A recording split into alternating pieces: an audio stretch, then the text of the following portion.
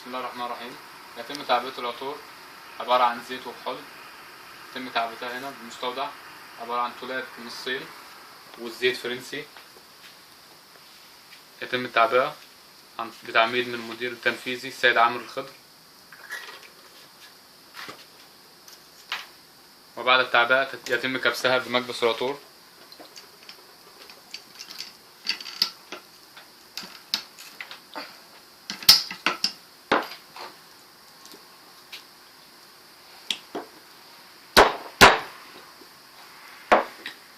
وبعد التعبئة توضع في الكراتين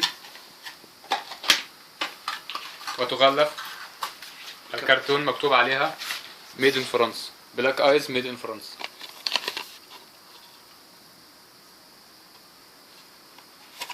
وبعد التعبئة تعبئتها بالكراتين تسلفن.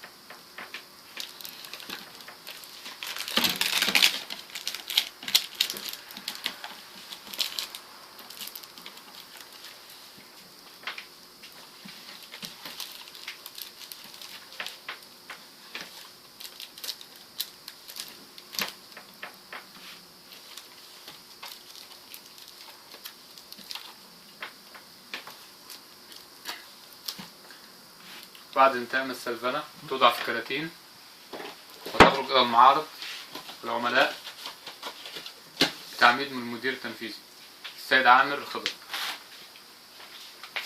وأيضا زيوت النكهة، طعم، شراب كراميل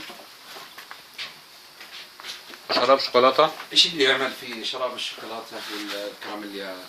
توضع في العلب وتباع زيت فواحة. تباع على انها زيوت فواحة. تستخدم في المنازل دايركت.